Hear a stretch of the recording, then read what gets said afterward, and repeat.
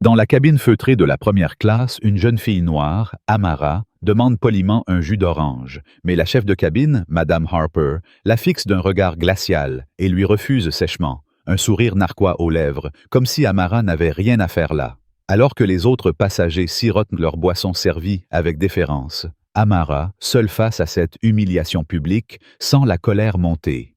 Ce que Madame Harper ignore, c'est qu'elle vient de s'en prendre à la fille de Monsieur Lennox, le puissant propriétaire de la compagnie aérienne, et ce simple refus va déclencher une tempête qui la fera chuter de son piédestal. Si cette histoire d'injustice vous révolte, mettez un pouce bleu et laissez un commentaire avec le mot « justice » pour montrer que vous ne tolérez pas ce genre de comportement. Laissez-vous emporter par ce récit où la tension monte à chaque instant, où l'arrogance rencontre son châtiment. L'air dans la cabine de première classe était saturé du parfum du café fraîchement préparé et des effluves subtils des repas servis à bord. Les passagers, installés dans leurs sièges en cuir moelleux, feuilletaient des magazines ou pianotaient sur leurs tablettes, tandis que le bourdonnement discret des moteurs de l'avion emplissait l'espace. Parmi eux, près d'une fenêtre, Amara, une adolescente de 16 ans, était assise, calme, son ceinture attachée, ses mains posées sur ses genoux. Vêtue d'un simple pull et de jeans, elle ne cherchait pas à attirer l'attention. Elle voyageait seule, comme elle l'avait fait tant de fois, pour rejoindre son père, Monsieur Lennox, propriétaire de la compagnie aérienne. Une excitation particulière lui serrait la poitrine à l'idée de ces retrouvailles, mais une étrange tension flottait autour d'elle, comme un pressentiment. Quelques minutes après le décollage, le service des boissons commença.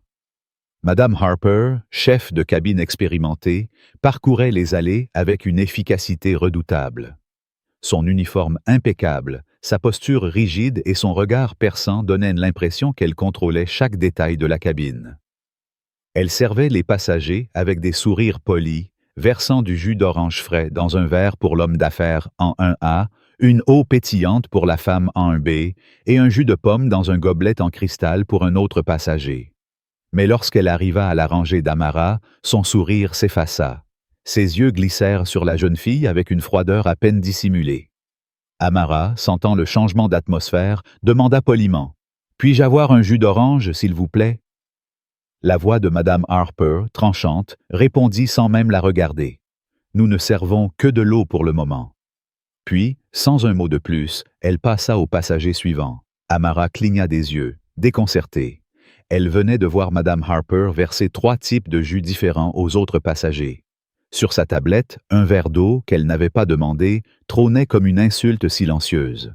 Une sensation désagréable lui noua l'estomac, mais elle tenta de se raisonner. Peut-être le service des jus viendrait-il plus tard?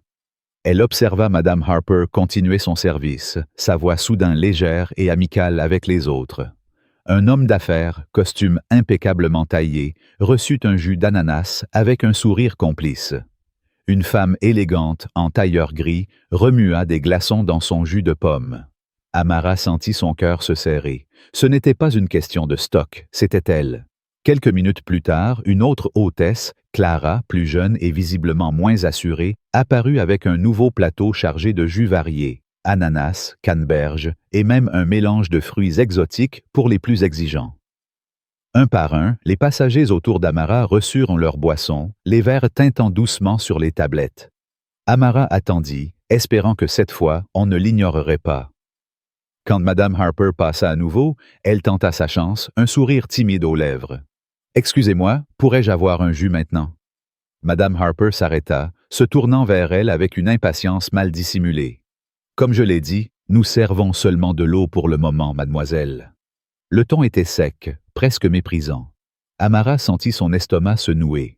Elle n'était pas du genre à faire des histoires, mais elle n'était pas naïve. Je viens de voir vous servir du jus d'ananas à cet homme, et du jus de pomme à cette dame, dit-elle, gardant sa voix ferme malgré la chaleur qui montait dans ses joues.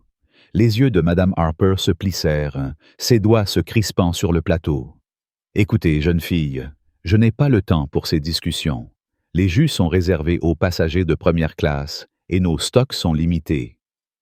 Les mots étaient comme une gifle, mais ce qui blessa Amara davantage, c'était le ton, condescendant, dédaigneux, comme si elle était une intruse, une erreur dans ce décor raffiné. À quelques sièges de là, un homme d'affaires, la quarantaine, cravate rouge et costume hors de prix, laissa échapper un ricanement étouffé. Il se pencha vers son collègue, un autre homme en costume, et murmura assez fort pour qu'Amara l'entende. « Elle croit vraiment qu'elle a sa place ici ?» Son collègue gloussa, jetant un regard amusé vers Amara avant de retourner à son écran. La honte et la colère se mêlèrent dans la poitrine d'Amara. Elle n'était pas invisible, mais on la traitait comme telle. Clara, qui servait des boissons à l'autre bout de l'allée, s'arrêta un instant, ses sourcils froncés. Elle avait vu la scène, entendu l'échange, mais sous le regard autoritaire de Madame Harper, elle baissa les yeux et continua son travail. Sa lâcheté, bien qu'involontaire, piqua Amara comme une trahison. Les joues brûlantes, Amara prit une profonde inspiration et attrapa son téléphone. Ses doigts tremblaient légèrement alors qu'elle tapait un message à son père. « Papa, l'hôtesse refuse de me servir du jus. Tout le monde en a eu, mais elle dit que c'est réservé aux passagers de première classe. » Elle appuya sur « Envoyer » et verrouilla l'écran, ses mains serrant le téléphone. Madame Harper, indifférente, s'éloigna vers l'office, son dos droit, son assurance intacte. Elle n'avait aucune idée que le message d'Amara venait de mettre en marche une machine qu'elle ne pourrait arrêter.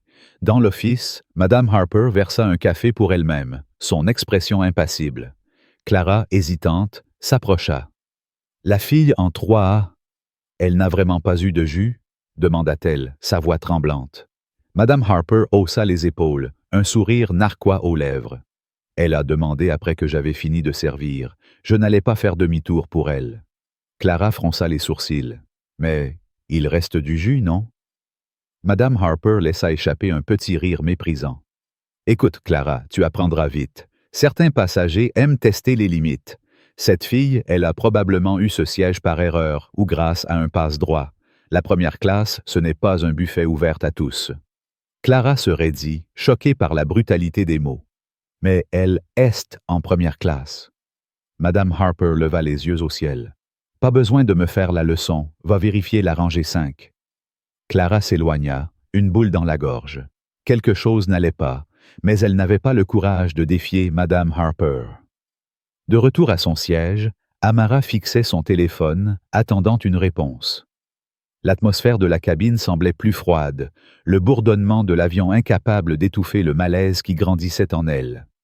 Les passagers autour d'elle évitaient son regard. L'homme d'affaires ajusta sa cravate, feignant de se concentrer sur son ordinateur. La femme en tailleur gris feuilletait un magazine, ignorant ostensiblement l'attention. Personne ne voulait reconnaître ce qui venait de se passer. Le silence des autres était presque aussi douloureux que les mots de Madame Harper. Une vibration sur ses genoux attira son attention. Son père avait répondu « Qu'est-ce que tu veux dire par « refuser » A-t-elle donné une raison? Amara hésita, puis tapa. Elle agit comme si je n'avais rien à faire en première classe.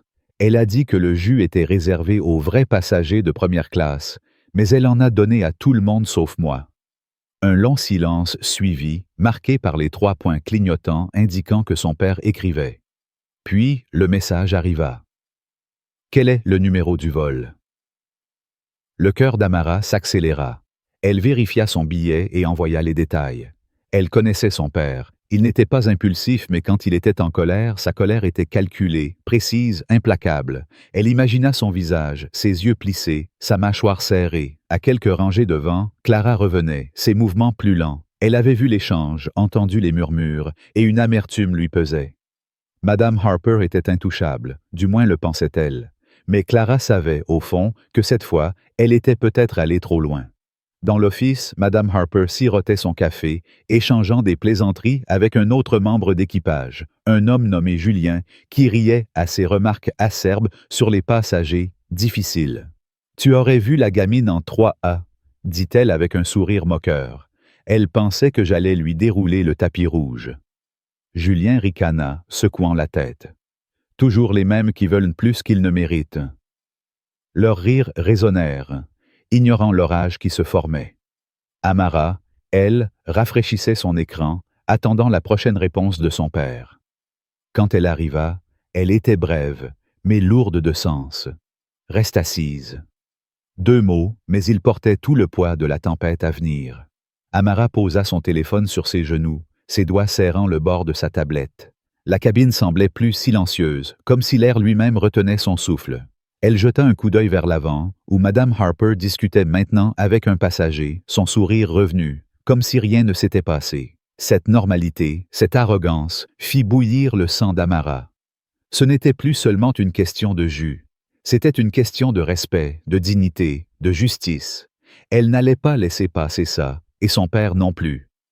Soudain, l'interphone grésilla, brisant le silence. « Madame Harper, veuillez vous présenter immédiatement dans le cockpit. » Quelques passagers levèrent les yeux, curieux. Amara serra son téléphone plus fort. Madame Harper, près de l'office, fronça les sourcils, visiblement surprise. Les appels au cockpit étaient rares, surtout pour une chef de cabine de son rang.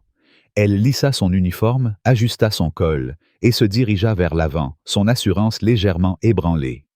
Clara, qui rangeait des plateaux, observa son départ, ses sourcils froncés. Dans le cockpit, le capitaine, M. Dubois, était assis, les mains croisées, son visage impassible mais sérieux. Sur l'écran du téléphone de bord, un homme apparut. M. Moreau, le directeur des opérations de la compagnie. Madame Harper sentit son pouls s'accélérer. Elle avait rarement eu affaire à lui et jamais dans des circonstances banales. « Madame Harper, commença M. Moreau, sa voix tranchante, nous avons reçu une plainte concernant votre service en vol. Une passagère de première classe s'est vue refuser une boisson standard. Pouvez-vous expliquer pourquoi? » Madame Harper se raidit, mais força un sourire. « Je vous assure, monsieur, il n'y a pas eu de refus. Nous avons des stocks limités, et je n'avais pas encore traité sa demande. » L'excuse sonnait creuse, même à ses propres oreilles. Monsieur Moreau ne s'y pas. « Ce n'est pas ce qu'on nous a rapporté. » L'air dans le cockpit devint plus lourd. Madame Harper joignit les mains, un tic nerveux qu'elle avait sous pression. « Avec tout le respect que je vous dois, les passagers interprètent mal les choses. J'ai suivi la procédure standard. » Le capitaine Dubois, silencieux jusqu'à présent, prit la parole. « Savez-vous qui est cette passagère? » Madame Harper fronça les sourcils, déconcertée. « Non, je ne crois pas. » Monsieur Moreau se pencha légèrement vers l'écran. « Elle s'appelle Amara Lennox. Son père est le propriétaire de cette compagnie. » Les mots frappèrent Madame Harper comme une chute libre. Son souffle se coupa une fraction de seconde, mais elle se ressaisit, gardant une expression composée. « Aucune excuse, balbutia-t-elle. La voix de M. Moreau devint plus dure. « Vous allez retourner à votre poste immédiatement, fournir le service demandé et présenter des excuses devant les passagers. » Madame Harper déglutit, comprenant que ce n'était pas une simple réprimande, mais un avertissement. Elle hocha la tête, raide. « Compris. » En quittant le cockpit, son pouls battait dans ses tempes.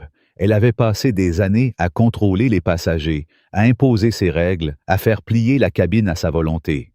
Mais maintenant, pour la première fois, elle était celle qui devait obéir. Et elle n'avait aucune idée de ce qui l'attendait lorsqu'elle retournerait dans l'allée. La cabine de première classe vibrait d'une tension palpable, comme si l'air lui-même était chargé d'électricité. Madame Harper, tout juste sortie du cockpit, sentait son cœur battre à tout rompre, mais elle forçait son visage à rester un masque d'assurance. L'ordre du directeur des opérations, M. Moreau, résonnait dans son esprit.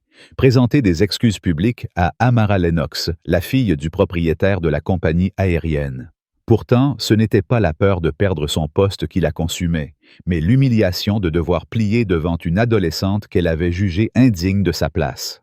Amara, assise près du hublot, restait calme, son regard fixé sur son téléphone, mais une lueur de détermination brillait dans ses yeux.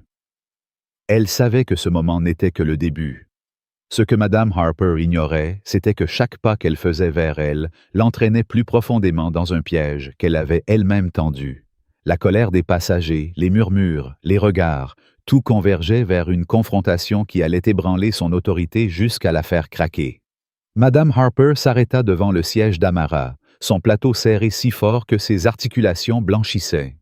Les passagers autour, feignant de s'occuper de leurs affaires, tendaient l'oreille. L'homme d'affaires à la cravate rouge, M. Dubois, tapait sur son ordinateur, mais ses yeux glissaient vers la scène. La femme en tailleur gris, Madame Lefebvre tournait lentement les pages de son magazine, un sourire discret aux lèvres, comme si elle savourait le drame imminent. Clara, l'hôtesse junior, se tenait à quelques pas, un plateau de boisson à la main, ses épaules crispées. Même Julien, le steward qui avait ri des remarques de Madame Harper dans l'office, observait depuis l'arrière, un sourcil levé, curieux de voir comment sa supérieure allait gérer cette situation. Mais le regard le plus perçant venait d'une nouvelle passagère, une influenceuse nommée Sophie, assise 2 rangées derrière. Avec ses lunettes de soleil perchées sur la tête et un sac de luxe à ses pieds, elle sortit son téléphone et activa la caméra, un sourire narquois aux lèvres. « Ça, c'est du contenu », murmura-t-elle à sa voisine, une amie qui gloussa en retour. Madame Harper prit une inspiration, forçant un sourire qui semblait plus crispé qu'amical. « Mademoiselle Lennox, commença-t-elle, sa voix teintée d'une politesse forcée. Je tiens à m'excuser pour tout malentendu concernant votre demande de boisson.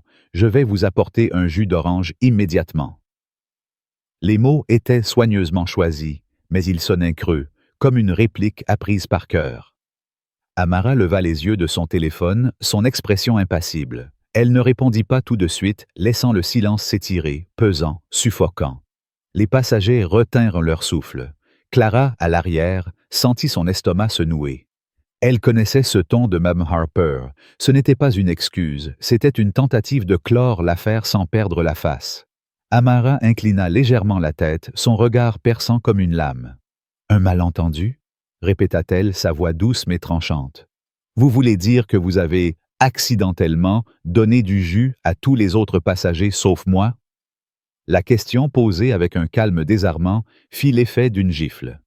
Madame Harper cligna des yeux, prise au dépourvu. Elle ouvrit la bouche pour répondre, mais Amara ne lui laissa pas le temps. « Vous avez dit que les jus étaient réservés aux passagers de première classe. Je suis en première classe. Alors, expliquez-moi, Madame Harper, où est le malentendu? » Les mots, prononcés sans hausser le ton, résonnèrent dans la cabine comme un coup de tonnerre. Les passagers se figèrent. Monsieur Dubois, l'homme d'affaires, laissa échapper un sifflement bas, échangeant un regard amusé avec son collègue. « Elle ne lâche rien, celle-là, » murmura-t-il, un sourire moqueur aux lèvres. Madame Harper sentit une chaleur monter dans sa nuque. Elle n'était pas habituée à être défiée, encore moins par une adolescente. « J'ai peut-être mal jugé la situation, » dit-elle, sa voix tremblante malgré ses efforts pour rester composée. « Ce n'était pas intentionnel. » Amara haussa un sourcil, son regard ne vacillant pas. « Pas intentionnel? Vous m'avez regardé, vous avez décidé que je ne méritais pas ce que les autres avaient, et vous m'avez menti. Vous avez dit qu'il n'y avait que de l'eau, alors que je voyais le jus sur votre plateau. » La cabine était maintenant silencieuse, hormis le bourdonnement constant des moteurs. Chaque passager écoutait, certains ouvertement, d'autres en feignant l'indifférence. Sophie, l'influenceuse, ajusta son téléphone, zoomant sur le visage crispé de Madame Harper. « Ça va exploser sur Insta », chuchota-t-elle, ses doigts pianotant déjà un titre racoleur. « Hôtesse humilie une ado en première classe. » Clara, immobile, sentit une vague de honte l'envahir. Elle avait vu toute la scène, entendu les excuses bidons de Madame Harper, et pourtant, elle n'avait rien dit. Elle voulait intervenir, dire quelque chose, mais la peur de contrarier sa supérieure la paralysait. Pourtant, la calme assurance d'Amara, son refus de se laisser intimider, éveillait en elle une colère qu'elle ne pouvait plus ignorer. Madame Harper, elle, luttait pour reprendre le contrôle. « Mademoiselle Lennox, je vous assure que ce n'était qu'une erreur de service. Permettez-moi de vous apporter votre jus maintenant. » Elle pivota, prête à s'éloigner, espérant mettre fin à cette confrontation humiliante. Mais Amara n'avait pas fini. « Attendez, » dit-elle, sa voix toujours posée mais lourde d'autorité. Madame Harper se figea, se tournant lentement vers elle. « Si vous voulez vous excuser, soyez honnête. Pourquoi m'avez-vous traité différemment? Pourquoi m'avez-vous regardé et décidé que je ne méritais pas ce que les autres avaient? » La question flottait dans l'air, implacable. Les passagers échangèrent des regards, certains mal à l'aise, d'autres captivés. Madame Lefebvre, la femme en tailleur, posa son magazine, ses yeux fixés sur Madame Harper avec une curiosité froide. Monsieur Dubois, lui, ricana doucement, murmurant à son collègue. « Elle est finie, là. » Sophie, toujours en train de filmer, laissa échapper un petit rire. « Oh, ça devient épique. Madame Harper sentit son visage s'empourprer. Elle n'avait jamais été mise à nu ainsi, exposée devant une cabine entière. Je ne vous ai pas traité différemment, balbutia-t-elle, mais sa voix manquait de conviction. Amara croisa les bras, son regard ne faiblissant pas. Vraiment? Alors pourquoi suis-je la seule à avoir eu de l'eau sans l'avoir demandé? Pourquoi suis-je la seule que vous avez ignorée? Chaque mot était un coup, précis, dévastateur. Clara, à l'arrière, sentit son cœur s'accélérer. Elle voulait parler, dire la vérité, que Madame Harper avait assumé qu'Amara n'appartenait pas à la première classe, qu'elle l'avait jugée dès le premier regard. Mais la peur la cloua sur place. Soudain, Sophie, l'influenceuse, se leva à moitié de son siège, son téléphone toujours en main. « Hé, l'hôtesse, pourquoi vous ne répondez pas? Elle a raison, on a tous vu ce que vous avez fait. » Sa voix, aiguë et provocatrice, attira l'attention de toute la cabine.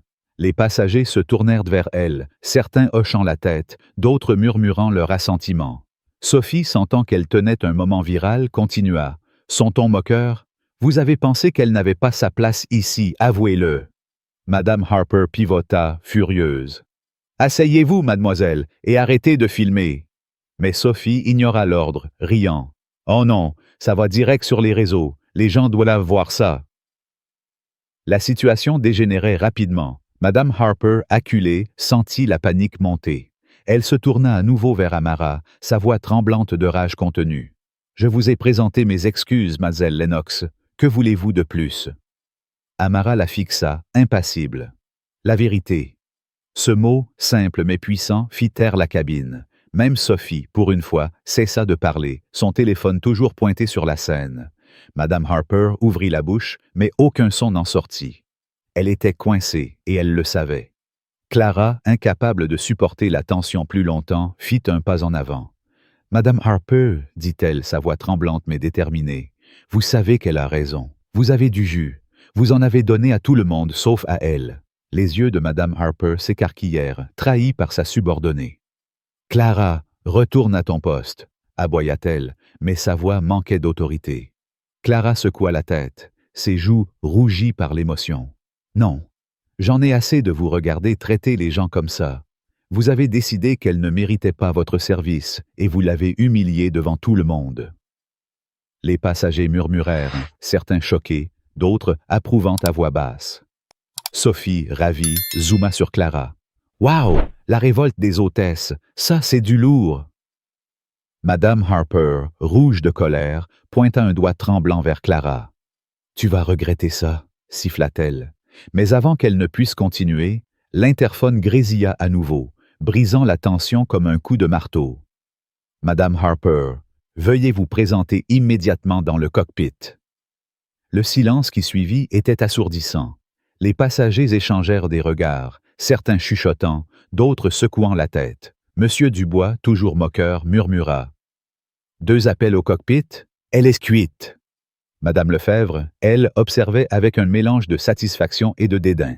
Sophie, jubilant, tapa frénétiquement sur son téléphone, publiant la vidéo avec une légende. « Hôtesse raciste démasquée en plein vol. »« Justice pour Amara. » Madame Harper, les jambes tremblantes, se dirigea vers le cockpit, chaque pas plus lourd que le précédent. Elle sentait les regards brûler dans son dos, les murmures la poursuivre comme une meute. Dans le cockpit, le capitaine Dubois l'attendait, son expression grave. Sur l'écran du téléphone de bord, M. Moreau était toujours là, mais cette fois, un autre homme apparut à ses côtés. M. Lennox, le père d'Amara, propriétaire de la compagnie. Son visage était calme, mais ses yeux brillaient d'une colère froide, contenue, terrifiante. Madame Harper sentit son souffle se couper. Elle avait entendu parler de M. Lennox, un homme qui ne tolérait ni l'erreur ni l'injustice. Et maintenant, il la fixait à travers l'écran, comme un prédateur observant sa proie.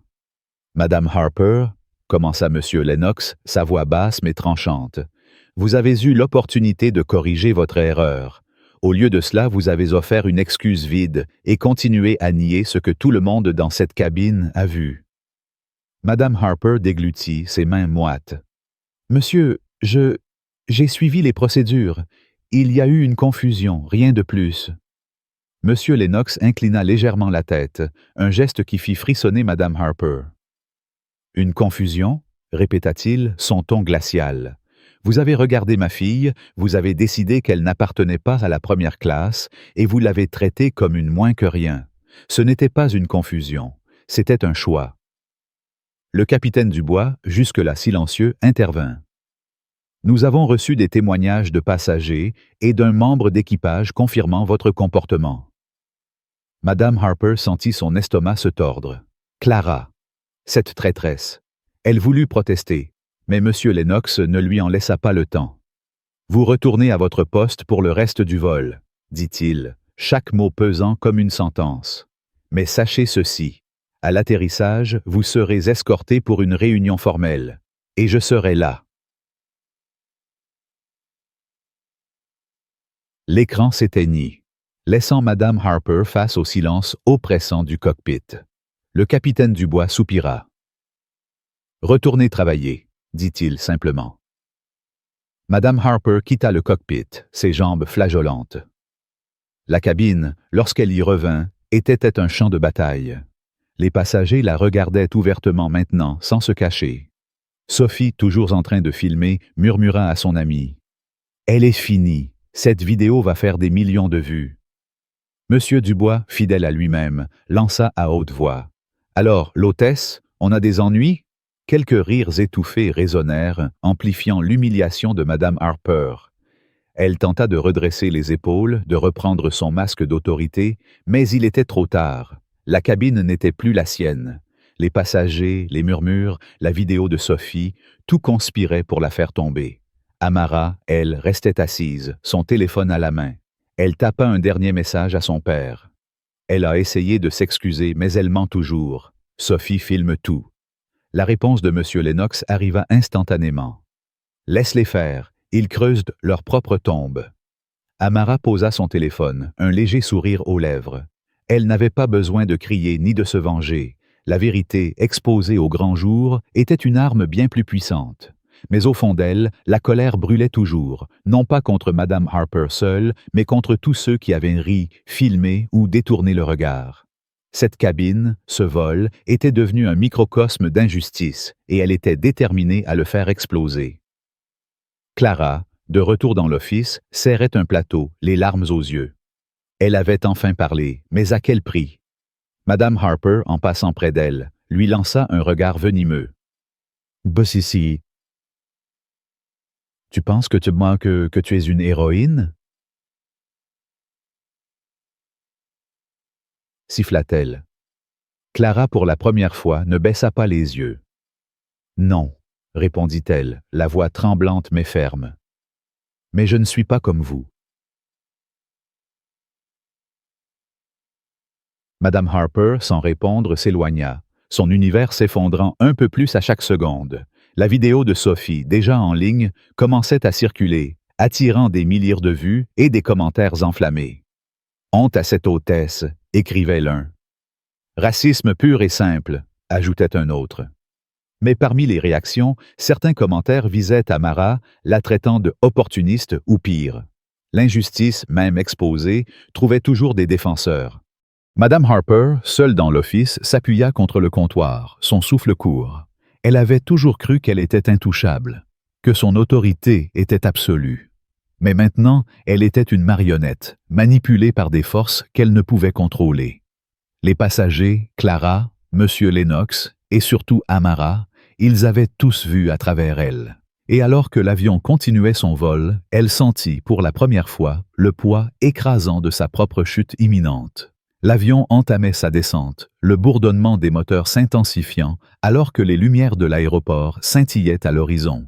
Dans la cabine de première classe, l'atmosphère était électrique, saturée de murmures et de regards furtifs. Madame Harper, debout près de l'office, sentait son cœur marteler sa poitrine, chaque battement résonnant comme un compte à rebours. Elle avait toujours été celle qui dictait les règles, celle qui imposait son autorité avec une assurance inébranlable.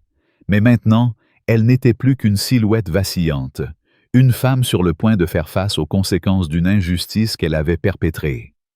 Amara, assise calmement près du hublot, feuilletait son téléphone, son visage impassible mais ses yeux brûlants d'une détermination froide. Elle n'avait pas besoin de parler pour que sa présence domine la cabine. Madame Harper, elle, sentait le poids de chaque regard, celui des passagers, de Clara, et surtout celui, invisible mais omniprésent, de Monsieur Lennox, le père d'Amara, qui l'attendait au sol. Ce vol qui aurait dû être routine était devenu son tribunal, et l'atterrissage marquerait le début de son jugement. Les passagers ajustaient leurs ceintures, rangeaient leurs affaires, mais leurs yeux ne quittaient pas Madame Harper. Monsieur Dubois, l'homme d'affaires à la cravate rouge, chuchotait à son collègue avec un sourire narquois. « Elle va se faire laminer, c'est sûr. » Madame Lefebvre, la femme en tailleur gris, observait la scène avec une satisfaction discrète, ses lèvres pincées comme si elle savourait la chute imminente. Sophie, l'influenceuse, continuait de pianoter sur son téléphone, sa vidéo désormais virale accumulant des milliers de vues et des commentaires enflammés. Cette hôtesse est finie. Justice pour Amara, écrivait un internaute. Mais d'autres, plus venimeux, s'en prenaient à Amara. Elle joue la victime pour attirer l'attention. Ou pire, des insultes racistes déferlant sous le couvert de l'anonymat. Chaque notification sur le téléphone de Sophie était une nouvelle flèche empoisonnée, amplifiant l'injustice qui avait commencé avec un simple refus de jus.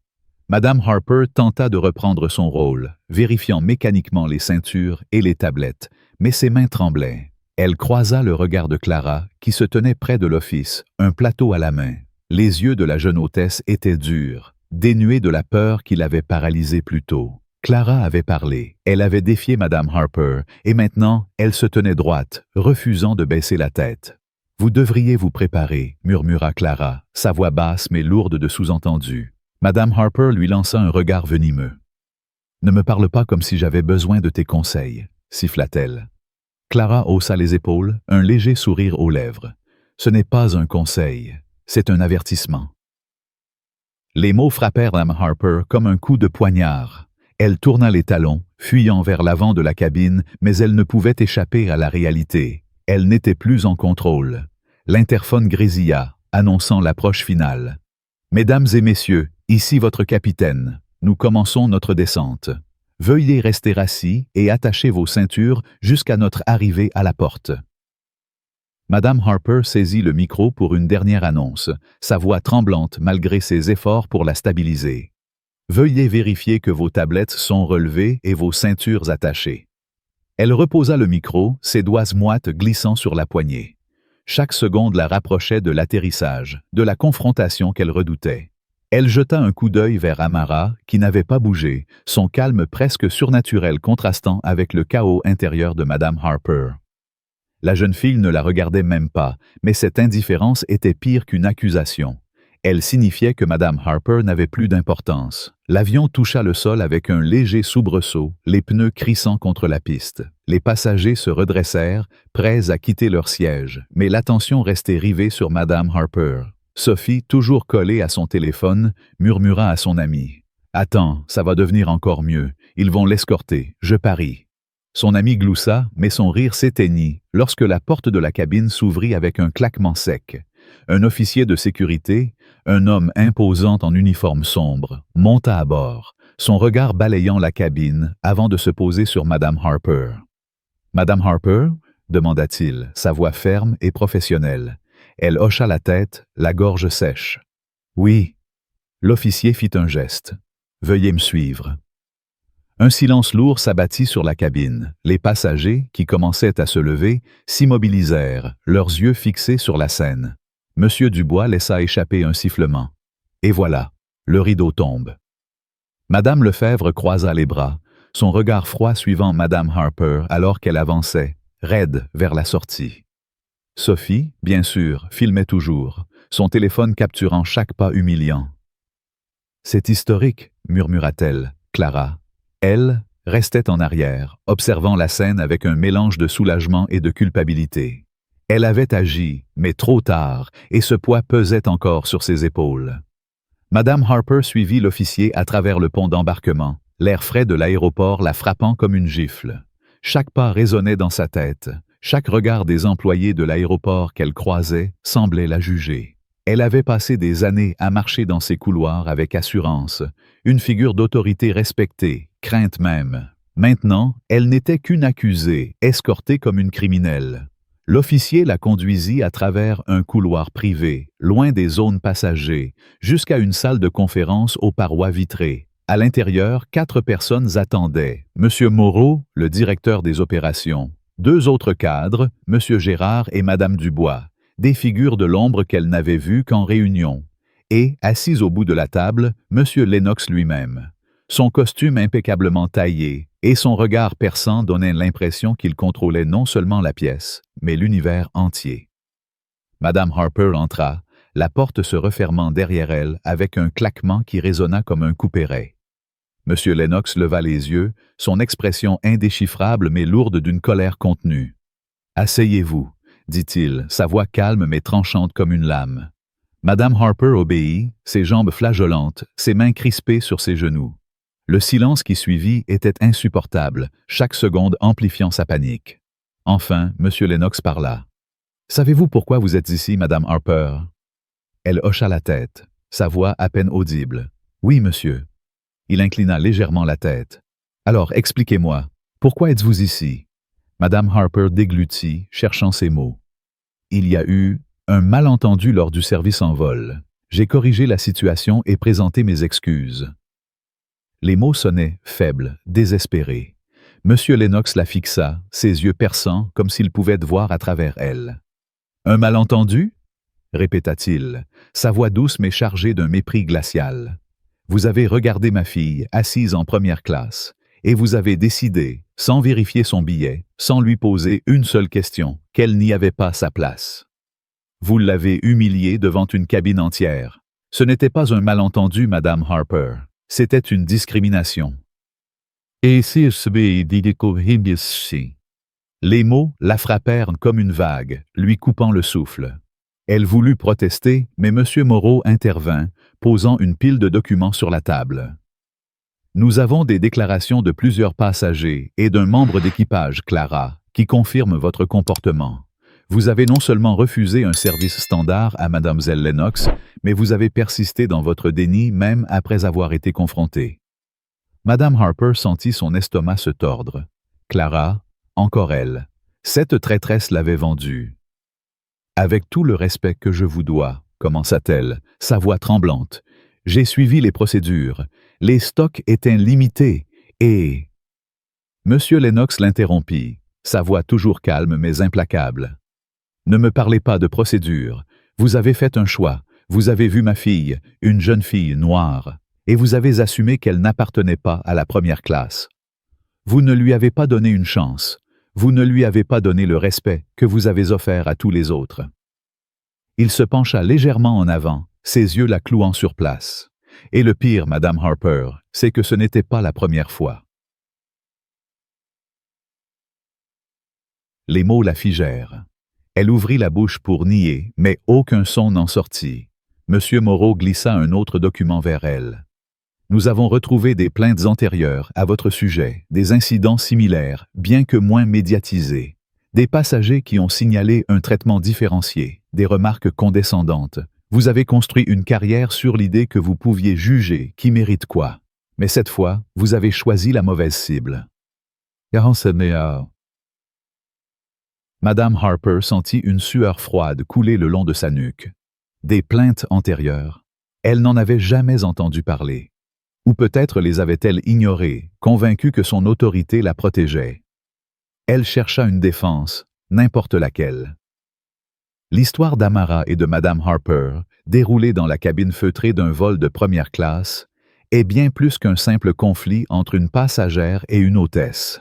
C'est un miroir tendu à notre société, révélant les injustices subtiles mais profondes qui persistent dans les interactions quotidiennes. En tant que Français, nous valorisons l'égalité, la politesse et le respect mutuel, des principes ancrés dans notre culture et notre histoire républicaine.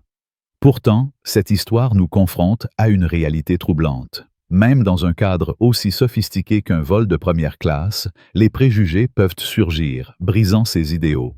À travers cette réflexion, je souhaite partager mes ressentis sur cette histoire, les leçons qu'elle nous enseigne et comment nous pouvons les appliquer dans nos vies pour construire un monde plus juste. Dès le début, l'injustice infligée à Amara m'a profondément choqué. Lorsqu'elle demande poliment un jus d'orange, une requête banale, Madame Harper la rejette avec une condescendance glaciale, la traitant comme une intruse dans un espace qu'elle juge réservé à une certaine élite. Ce moment, bien que simple en apparence, est chargé d'une violence symbolique. Amara, une jeune fille noire, devient la cible d'un préjugé implicite, celui qui associe son apparence à une prétendue non-appartenance. Ce qui m'a particulièrement révolté, c'est l'arrogance de Madame Harper, convaincue que son autorité lui donnait le droit de juger et d'exclure. Cette attitude reflète une réalité que beaucoup rencontrent. Être jugé non pour ce que l'on est, mais pour ce que les autres projettent sur nous. En France, où la devise « liberté, égalité, fraternité » guide nos valeurs, ce type de comportement est une trahison de nos idéaux. Il nous rappelle que les préjugés, même inconscients, peuvent empoisonner les interactions les plus ordinaires. Un autre aspect qui m'a marqué est le silence des autres passagers. Monsieur Dubois, avec ses ricanements moqueurs, et Madame Lefebvre, avec son indifférence calculée, incarnent une complicité passive qui amplifie l'injustice. Sophie, l'influenceuse, aggrave la situation en transformant la douleur d'Amara en un spectacle pour les réseaux sociaux, sans égard pour les conséquences. Ce comportement m'a fait réfléchir à notre propre responsabilité dans des situations similaires. Combien de fois avons-nous détourné le regard face à une injustice, par peur, par gêne, ou simplement par habitude? Clara, l'hôtesse junior, illustre ce dilemme. Sa lâcheté initiale, suivie de son courage tardif, montre que prendre la parole est difficile, mais essentiel. Dans la culture française, où l'on valorise le débat et la défense des principes, cette histoire nous pousse à nous interroger. Sommes-nous des spectateurs ou des acteurs face à l'injustice? La confrontation finale, où M. Lennox force Mme Harper à affronter ses actes, est un moment de catharsis. Sa suspension, bien que méritée, ne répare pas entièrement le mal fait à Amara. Ce qui m'a frappé, c'est la dignité d'Amara tout au long de l'histoire. Elle ne cède ni à la colère, ni à la provocation, mais utilise la vérité comme une arme. Cette retenue, cette force intérieure, est une leçon en soi. En France, nous admirons ceux qui défendent leurs droits avec calme et éloquence, comme les grandes figures de notre histoire, de Voltaire à Simone Veil. Amara incarne cette résilience, nous rappelant que la justice ne se gagne pas toujours par des cris, mais par une détermination inébranlable. Les leçons tirées de cette histoire sont nombreuses et applicables à notre quotidien. Premièrement, nous devons reconnaître nos propres préjugés.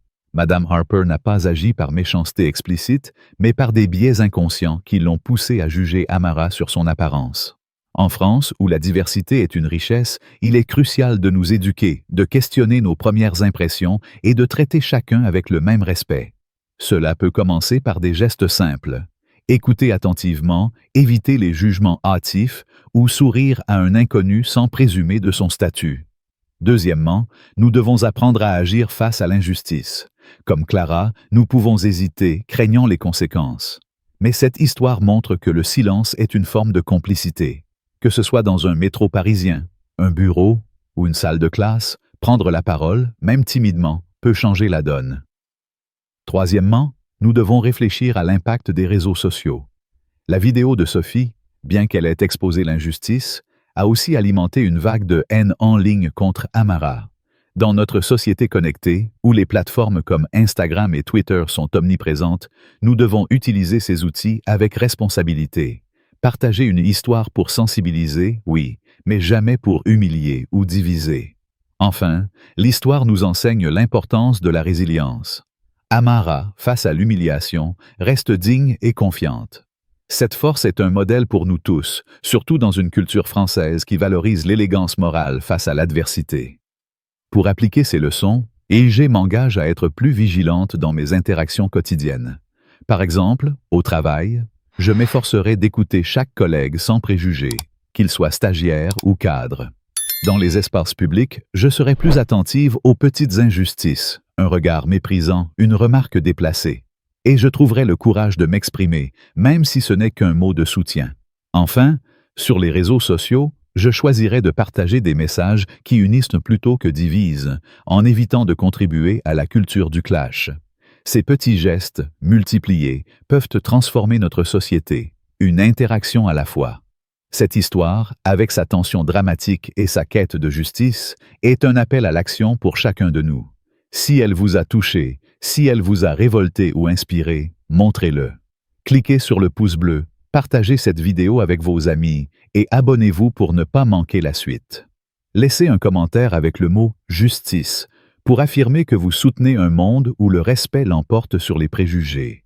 Ensemble, faisons entendre notre voix pour un avenir plus équitable.